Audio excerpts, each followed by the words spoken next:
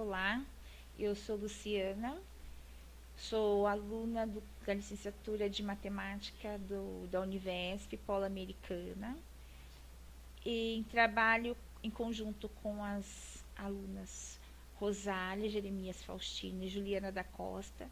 Nós realizamos esse trabalho de conclusão de curso. Tem como tema a formação dos educadores no processo de inclusão dos alunos com transtorno de déficit de atenção e hiperatividade no ensino público. Quando se fala em educação, é imprescindível falar da importância de se pensar na intensificação de ações voltadas para a inclusão no ambiente escolar, né? É uma inclusão que vai além da parte física, do mobiliário físico, da estrutura de um ambiente, né? É uma inclusão que visa trabalhar questões comportamentais, em específico o TDAH. Ao pensar em desenvolver esse tema, a nossa preocupação foi sobre a formação acadêmica dos graduandos, dos alunos de licenciatura que saem das universidades, né? Constatamos que muitas escolas não têm uma preparação, não têm um trabalho preparado com esse tema que está cada vez mais recorrente no universo escolar. Considerando que temos turmas heterogêneas, deve-se haver uma preocupação e atender, né, com esse aluno TDAH, esse público em específico. Os nossos objetivos gerais, quando a gente pensa em escola, envolvendo inclusão, não dá para ter um único objetivo, né? Então, sendo assim, nesse trabalho, nós tentamos apontar os principais aspectos que dificultam as escolas públicas para o trabalho com esses alunos de transtornos comportamentais. Os objetivos específicos se concentraram em estudar as características do transtorno de déficit de atenção e hiperatividade, avaliar a relação que vem sendo mantida entre a escola, os professores, esses alunos, os pais desses alunos, identificar o comportamento dos profissionais com relação à estrutura física e organizacional de uma escola, analisar o desenvolvimento das práticas escolares em relação ao transtorno de déficit de atenção e hiperatividade, o TDAH, ao longo dos trabalhos, dos desdobramentos, né, das projeções futuras.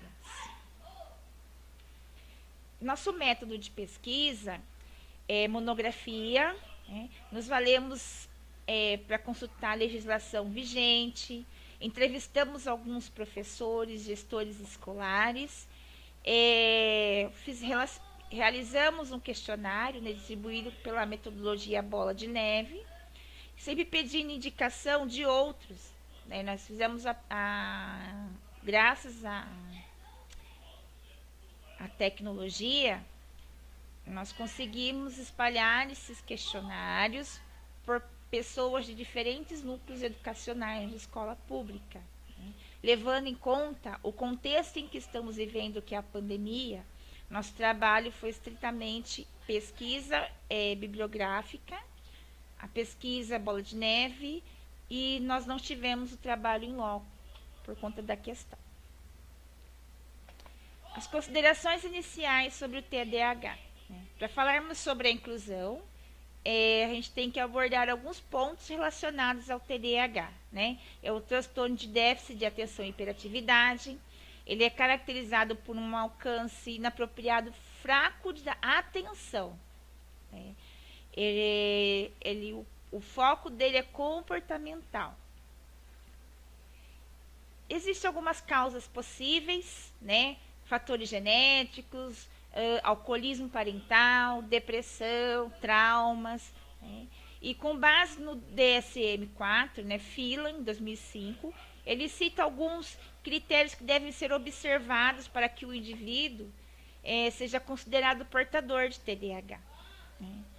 Entre eles, a persistência no comportamento, né, persistindo por mais de 6 meses, um início precoce. Esses sintomas eles acontecem na infância ainda, ele é detectado na primeira infância, né? frequência e gravidade com relação às pessoas da mesma idade, ele é desatento, entra em atrito com outras crianças facilmente, né? O padrão comportamental, ele causa uma interferência negativa na aprendizagem do indivíduo. É, ele não consegue prestar muita atenção em detalhes, tem dificuldade de manter a atenção no trabalho ou até mesmo no lazer, não ouve quando ele é abordado diretamente, esse indivíduo tem que ser chamado várias vezes, né? Tem que ter uma interferência maior do educador com relação ao trabalho com TDAH, é desorganizado, evita que atividades que exijam longo esforço mental, perde as coisas, distrai-se facilmente, é esquecido, né? Tem a possibilidade também de que o aluno ainda apresente um outro transtorno junto com o TDAH, né? Como da dislexia, que é um transtorno da leitura, disgrafia, com transtorno relacionado à caligrafia, digamos que ruim, descalculia, quando ele tem dificuldade na matemática, transtorno da linguagem, né? No nosso caso, na licenciatura da matemática, nós focamos um pouquinho na questão da descalculia, né? Por que o TDAH pode evoluir para uma descalculia? Como que ele vê a matemática, né? Como que ele assimila os conteúdos matemáticos. Nós temos também um breve histórico, né, do TDAH, primeiramente chamado de distúrbio de déficit de atenção, né? Reconhecido pela Organização Mundial da Saúde, tem o CID-10, que é da Classificação Internacional de Doenças. Ele foi chamado de vários nomes durante o século XX, né? Entre eles encefalite letárgica, dano cerebral mínimo, disfunção cerebral mínima, hipercinesia, com sintomas descritos como baixo rendimento, incapacidade de completar tarefas, ladroagens, distúrbios de moralidade, né, como diz Rafa Lovitch, em 2006. Esse nome, transtorno de déficit de atenção e déficit de atenção, surgiu pela primeira vez em 1980, onde a doença era dividida em dois tipos, TDA e TDAH. Né? TDA sem a hiperatividade e depois TDAH, que inclui a hiperatividade do indivíduo. Segundo a Associação Brasileira de Déficit de Atenção, o Brasil não possui políticas públicas específicas para esse transtorno. Porém, esse é um assunto que está sendo amplamente discutido, já que a educação inclusiva faz parte das diretrizes das políticas educacionais e visa a integrar e participar esses alunos com transtorno e facilitar a vida do professor mediante a adequação do ensino. De acordo com a Associação Brasileira de Déficit de Atenção, atualmente não existem instituições especializadas em TDAH no ensino público, sendo que a necessidade de lidar com este assunto é de cunho e de responsabilidade de educadores e que, por este motivo, tem a necessidade de, após a formação, incluir em seus conhecimentos a especialização. Porém, no ensino privado, há escolas especializadas que podemos citar como, por exemplo, o Exil Educacional, no Rio de Janeiro, e o Colégio Singular, em São Paulo. Há também pessoas que, por serem portadoras de TDAH, tentam ajudar famílias em que alguém teve o mesmo diagnóstico. Destacamos que, quanto mais cedo forem auxiliadas, melhor serão suas vidas no futuro. Pelo fato de haver poucas instituições especializadas em TDAH, torna-se cada vez mais premente a necessidade de pessoas engajadas e profissionais da educação treinados e ou especializados para recepcionar e direcionar as crianças dentro das instituições de ensino. Porém, o trato com esses educandos não deixa de ser um assunto de políticas públicas. Phelan, em 2005, relata que se você maldosamente tentasse reproduzir um ambiente que deixasse uma criança com TDAH louca, esse ambiente seria a escola, seria o espaço escolar, né? Essa fala do autor ela explicita uma preocupação recorrente entre os profissionais que lidam com a questão, né? A dificuldade de concentração e a instituição de regras pela escola faz com que ela seja um lugar desestimulante, né? Visando que o aluno TDAH precisa manifestar interesse, né, ter estímulos referente ao conteúdo trabalhado. Embora todos esses pontos possam prejudicar o desenvolvimento de uma criança com TDAH, vale ressaltar que ela pode ter todas as possibilidades de resultado, né, conseguindo bons resultados acadêmicos, bons resultados profissionais, né, conforme Matos, em 2009, ele afirma que esse transtorno ele pode ocorrer em qualquer faixa de inteligência, qualquer nível de QI, de limítrofes até os superdotados. O relacionamento entre o professor e o TDAH, ao tratarmos esse relacionamento, nós enfatizamos a descalculia, né, que muitas vezes aparece concomitantemente nas características desse estudante TDAH, né? A descalculia é uma condição que dura por toda a vida de um indivíduo. Ela torna difícil para as crianças realizarem cálculos matemáticos. Crianças com TDAH apresentam muitos problemas com a matemática por conta dos desafios do déficit de atenção, principalmente relacionados à mecânica de se fazer matemática, ou como recordar fatos, entender muitas vezes a lógica por trás da questão, por trás do cálculo, né? O TDAH ele tem dificuldade em contextualizar aquela situação matemática que ele está trabalhando ali. Para que o educador possa fazer um cálculo, trabalhos com a criança, em sua turma, ele precisa conhecer o transtorno e precisa conhecer seus sintomas e suas características. Assim, ele pode diferenciar o transtorno de uma possível má educação, né? O professor ideal, segundo Matos, em 2009, ele precisa ter mais jogo de cintura, criatividade para gerar trabalhos alternativos com essa criança, avaliando se esse trabalho alternativo funcionou melhor ou não para uma situação específica, né? Ele deve ser capaz de transformar as suas estratégias de ensino, capaz de adequá-las às necessidades do aluno TDAH, para que ele manifeste interesse. É importante frisarmos que o educador precisará entender o fato de a criança prestar atenção, como ela vai prestar atenção, como que ela vai se dedicar somente àquilo que a motiva, né? Infelizmente, essa é uma das características desse transtorno que facilmente acaba confundindo com várias outras coisas que são mal vistas pelos professores, como afirma Mato em sua obra. Com relação à escola ideal, né, é que os educadores levem em consideração as diferenças individuais de aprendizagem, né, trabalhando com um desenho universal de aprendizagem no planejamento das suas atividades, né. Esses métodos de ensino, eles devem ser bem observados para as possíveis adaptações dos profissionais que estejam com essas crianças, né.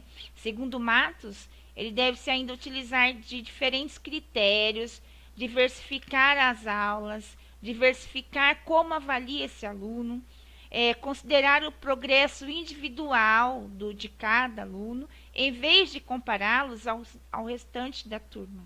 Infelizmente, existe ainda a comparação na avaliação quantitativa, né? Esse aluno TDAH, além desse preparo do professor, a escola ela deve se atentar ao número de alunos que acompanham esse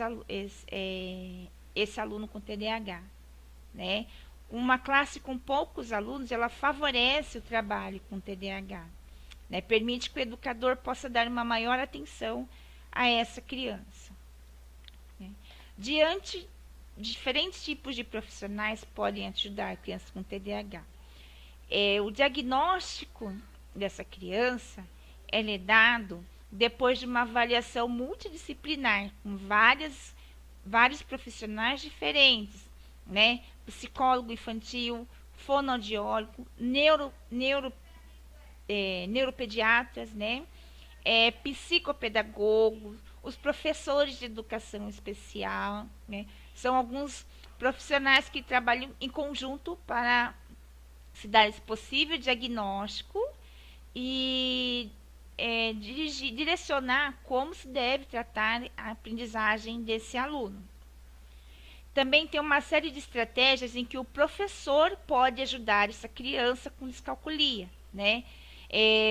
O aluno vai precisar de exemplos com materiais concretos, contextualizar bem concretamente o trabalho matemático da criança, auxílios visuais, vídeos, imagens, objetos, papéis milimetrados, folhas matemáticas, enfim, tem uma diversidade de estratégias que o professor deve conhecer para o trabalho com esse aluno com esse transtorno, né?